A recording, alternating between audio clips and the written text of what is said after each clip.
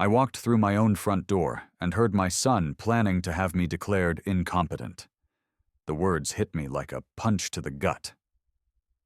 My name is Mason Crawford. I'm 58 years old, and I was about to discover just how far my own flesh and blood would go for money. Let me back up. 3 days earlier, I'd driven 600 miles to Wyoming for my father Elijah's funeral. We hadn't spoken in 15 years. He was a hard man, a rancher who thought emotions were weakness. When I married my Sophia, he disapproved. When I chose the army over working his land, he called me soft. After Sophia died 8 months ago from that damn cancer, I almost didn't go to his funeral. But something told me to make the trip. The funeral was sparse. A handful of old ranchers, the preacher who clearly didn't know him, and me. I sat in the back of that cold chapel listening to generic prayers about a man they were describing. But it wasn't my father. My father was harder than Wyoming granite, tougher than winter wind, and about as warm as a mountain stream in January. The lawyer, Owen Mitchell, pulled me aside after the service. He handed me a thick envelope that felt heavier than it should have. I expected a bill, maybe a final letter of disappointment. Something to remind me one last time that I'd been a disappointment to the old man. Instead, it was a will. I had to read it 3 times in that Wyoming parking lot, the mountain wind whipping through my jacket before it sank in. My father hadn't left me debt. He hadn't left me lectures about choosing the wrong path. He'd left me everything. 3 working ranches with long-term agricultural leases that were pulling in serious money, plus a house in the Colorado mountains that he'd apparently bought years ago and never mentioned. Total value: $4.2 million standing there in that parking lot, holding papers that made me a multimillionaire. My first thought wasn't about myself. It was about Lucas and Charlotte. My son and daughter-in-law had been struggling, and I'd been watching it from my converted garage bedroom for 8 months. Ever since Sophia passed, and I'd had to move in with them because grief had made me careless with money, and I'd lost our house to medical bills. I heard them whispering late at night about mortgages, about bills, about pressure. Lucas had always been ambitious, but never quite smart enough to match his dreams. Charlotte was driven, always chasing the next big thing, always convinced success was just around the corner. This inheritance was the answer to their prayers. I could pay off their house, help Lucas with whatever business venture he was trying this time, maybe even get them that bigger place Charlotte always talked about.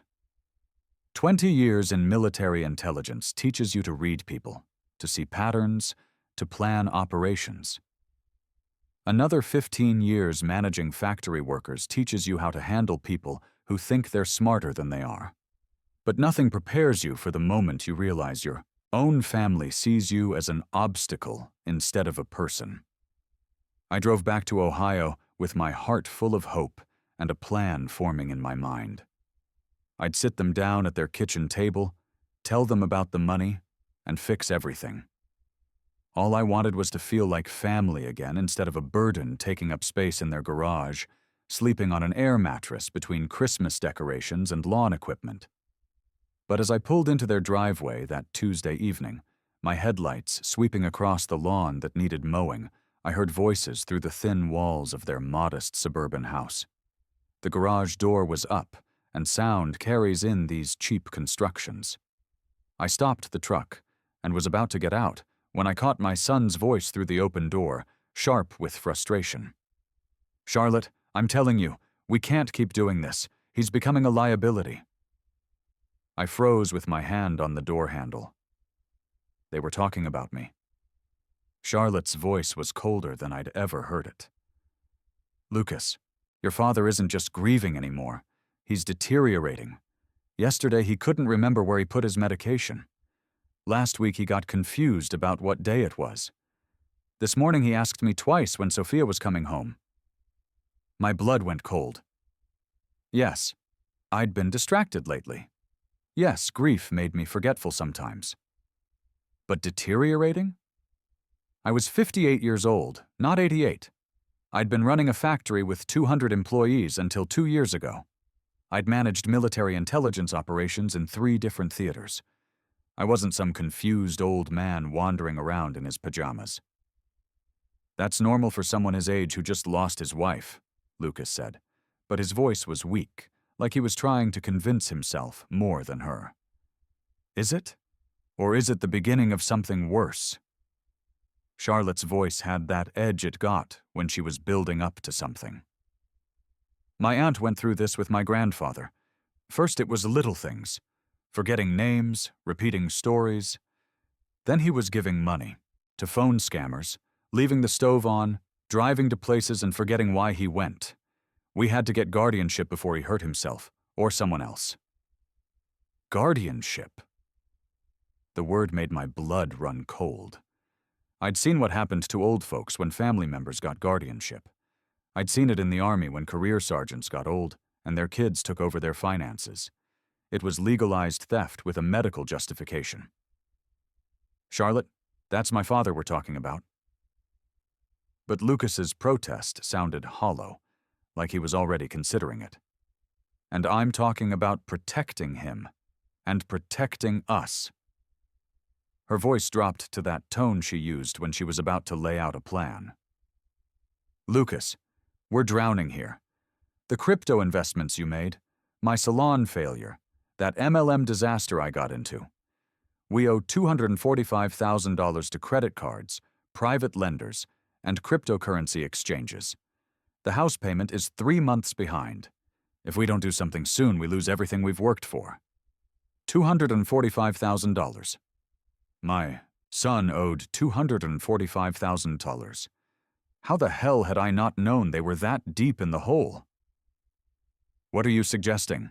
Lucas asked, and I could hear the defeat in his voice. "I'm suggesting we face reality. Your father needs professional care. There are nice assisted living places, ones that specialize in memory care. And if he's declared incompetent due to grief-related cognitive decline, his military pension and Social Security would help cover the costs. It's a win-win situation."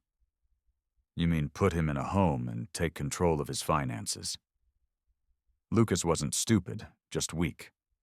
"I mean get him proper care while securing our family's future. Dr. Henry Parker already said he'd evaluate him. Henry owes me a favor from when I did his wife's hair for free all those months when she was going through chemo. He's a family psychologist and he's seen cases like this before." My mind started working like it hadn't in months. Dr. Parker wasn't a geriatric specialist. He was Charlotte's friend from her salon days.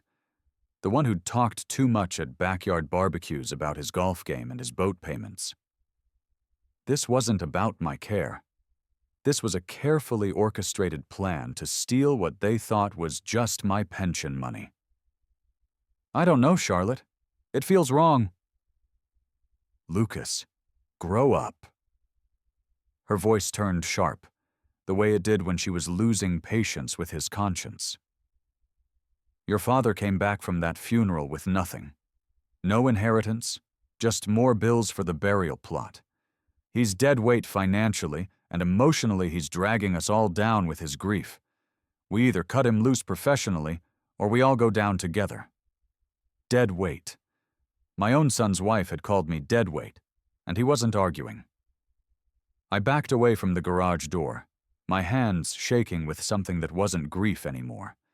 It was the cold, calculating rage I used to feel in the field when local assets tried to play both sides. That night, I lay on my air mattress in their garage, listening to the house settle around me, staring at the ceiling and planning. In military intelligence, we had a principle. Know your enemy's intentions before they know you're watching. I'd spent 20 years gathering information on people who wanted to kill American soldiers. My own son and his wife wanted to rob me blind and warehouse me somewhere I'd die forgotten. In comparison, this was going to be easy. But first, I needed to understand exactly what I was dealing with. How had they racked up $245,000 in debt without me noticing?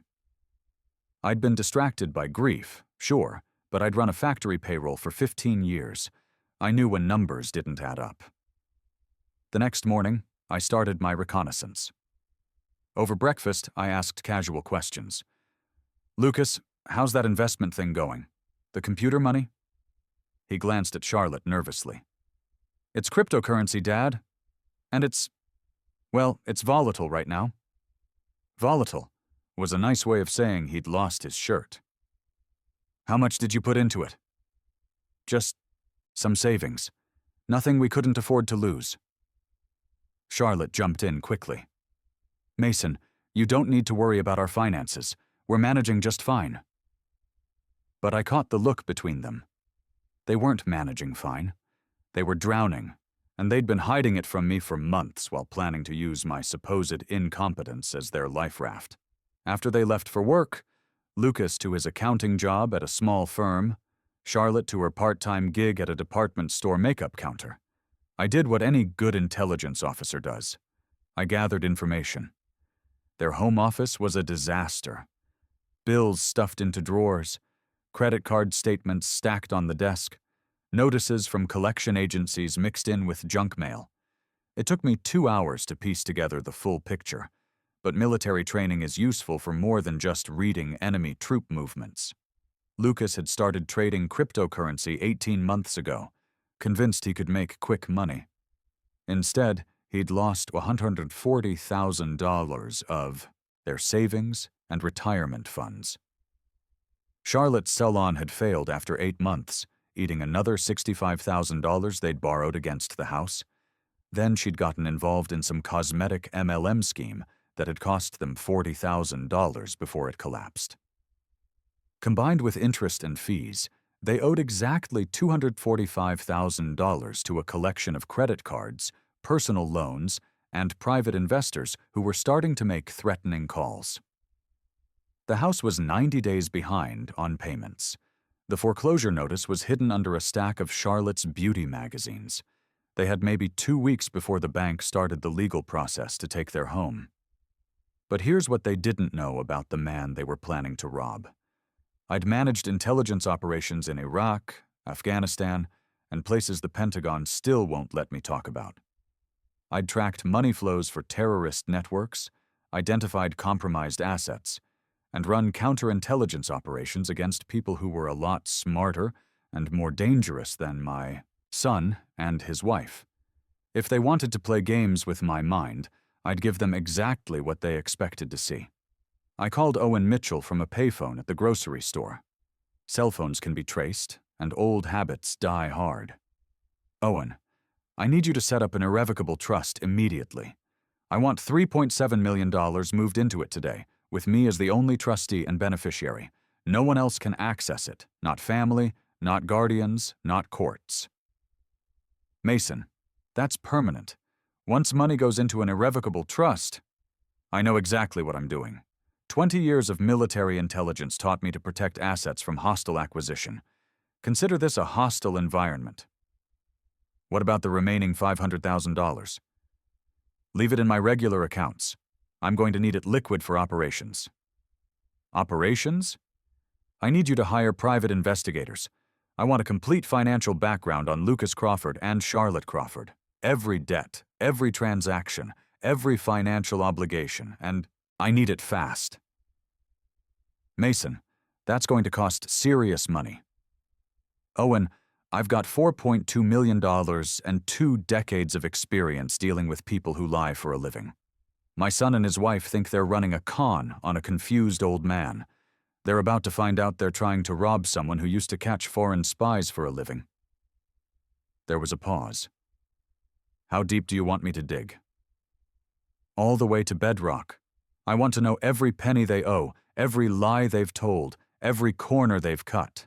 And Owen, I want proof. While they thought I was deteriorating, I was doing what I'd done for Uncle Sam for 2 decades, building a case against people who underestimated me. The next phase was going to be the hardest part. I had to become the confused, forgetful old man they needed me to be. Over the next week, I gave them the performance of a lifetime.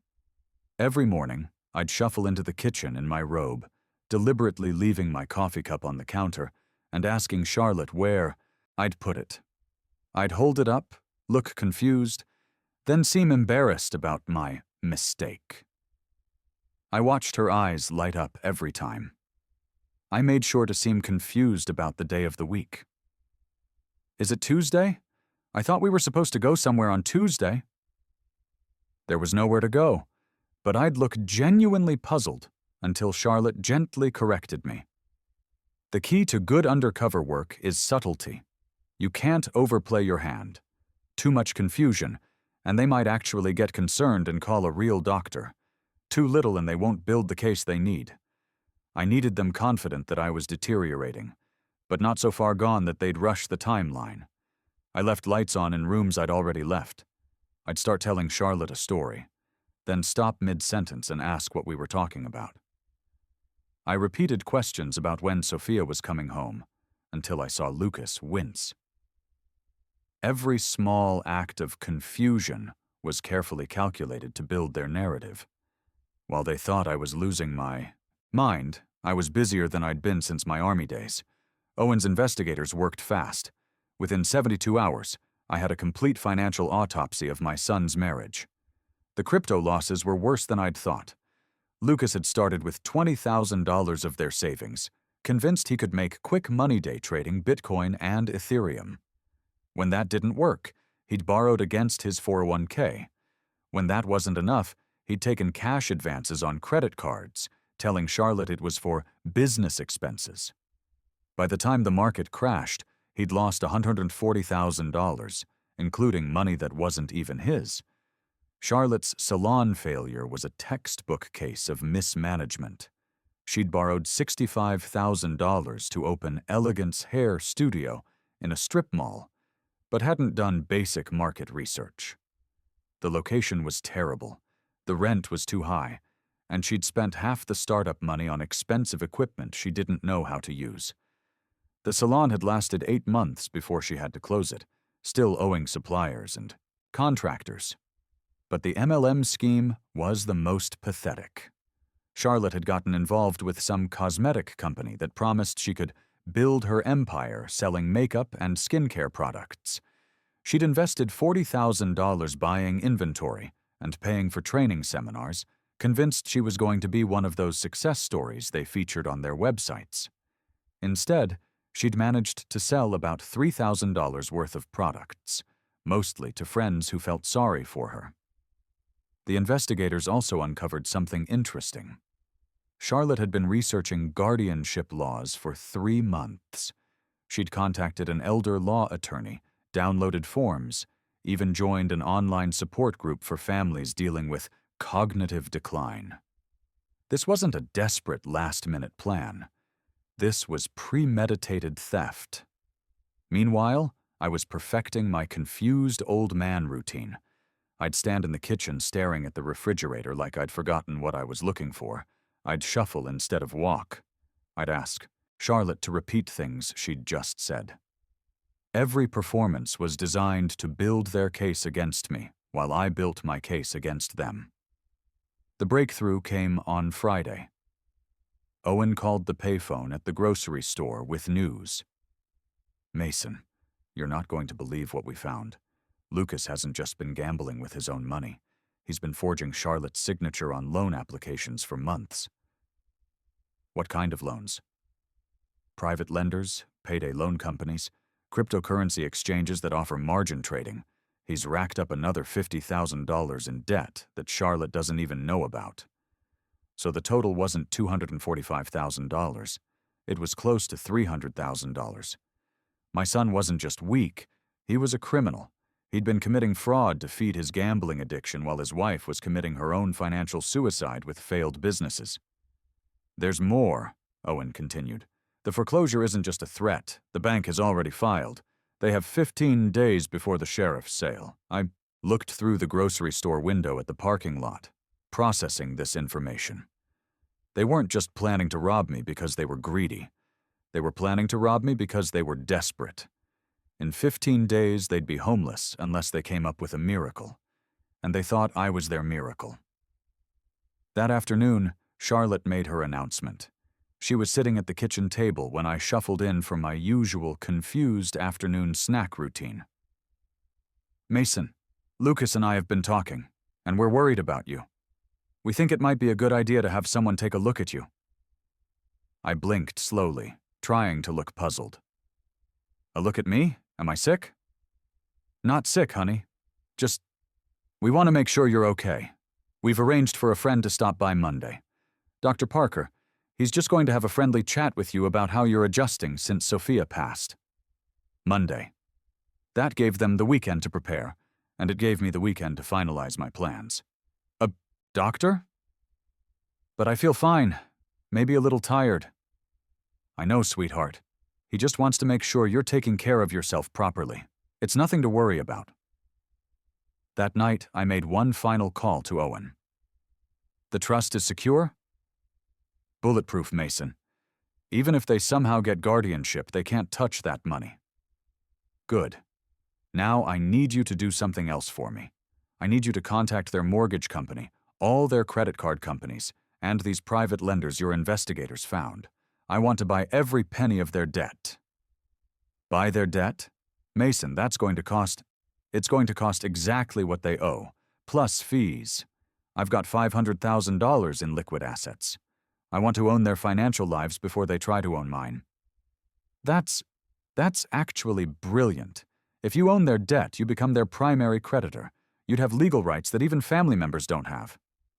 Exactly. And creditors have the right to call in debts immediately if they suspect fraud or misrepresentation. By Sunday night, I owned my son's soul. His mortgage, his credit cards, those secret loans he'd taken out behind his wife's back, even the private lenders who were already making threatening phone calls, everything now flowed through companies owned by my irrevocable trust. Legally, I was now Lucas Crawford's primary creditor.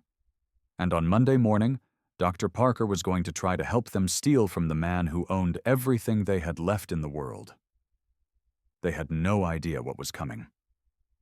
Dr. Henry Parker arrived Monday morning at exactly 10 a.m., carrying his leather briefcase like a prop in a bad movie. I was ready for him. I'd positioned myself in the living room armchair, wearing my oldest cardigan and a confused expression that had taken me 20 years of military service to perfect.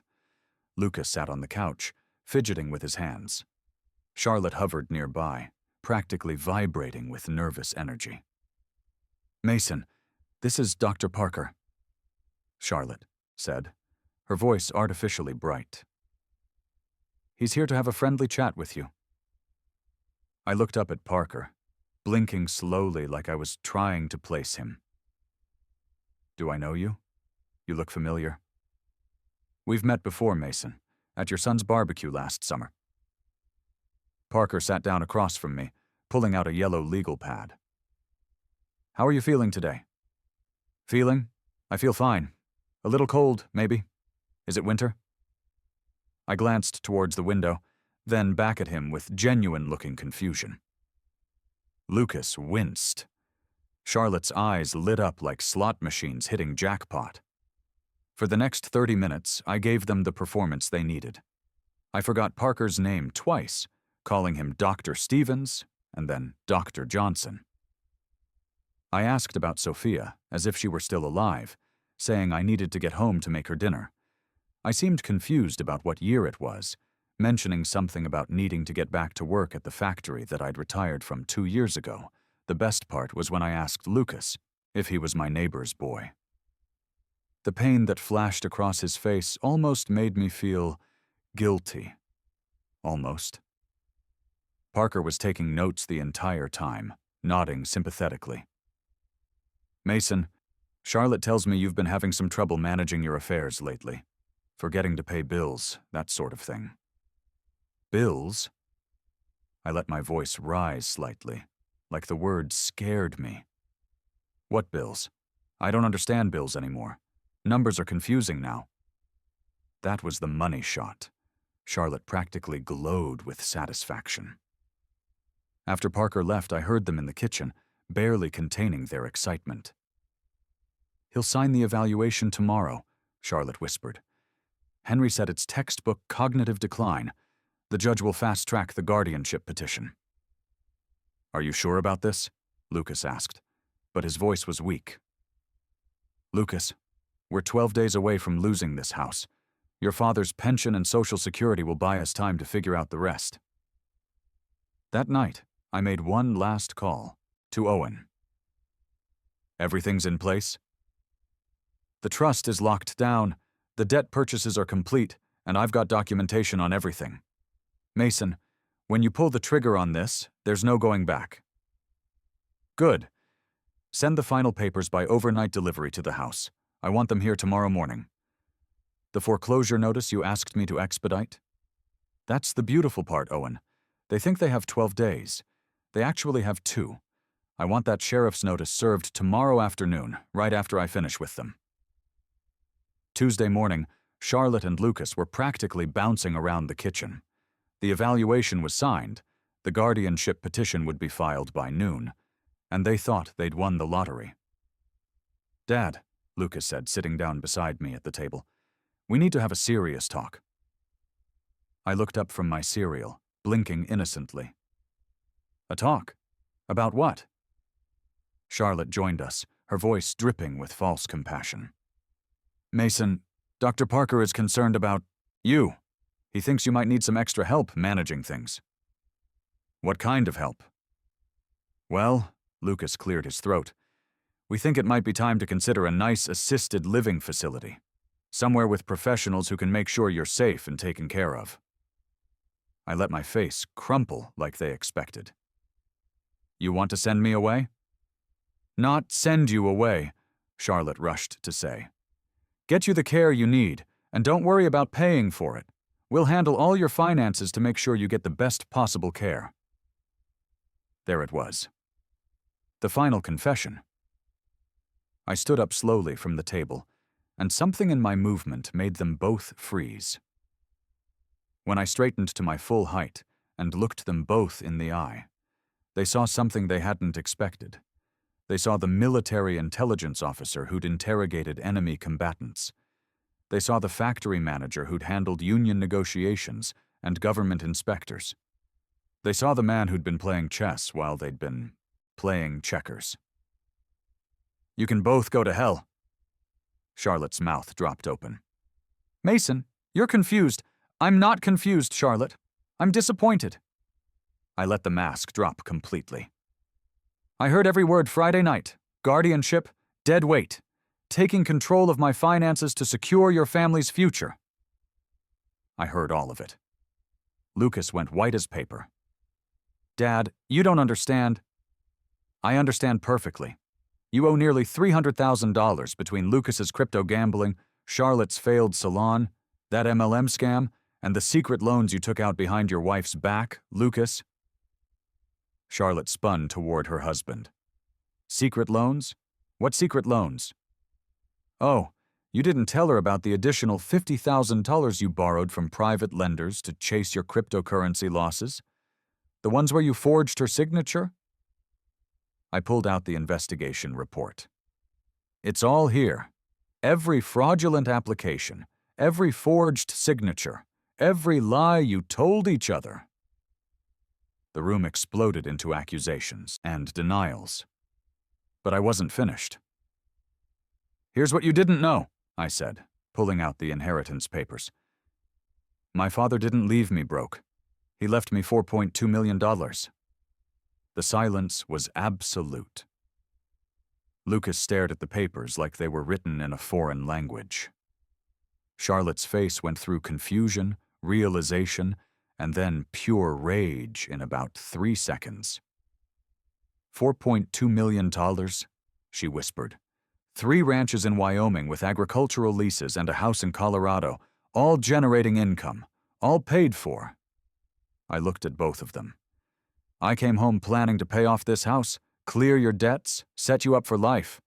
All I wanted was to be treated like family instead of a burden.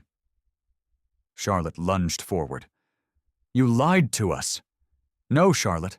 I let you show me who you really are. And you know what? That inheritance is gone. Gone? Lucas croaked. In an irrevocable trust that neither of you can touch.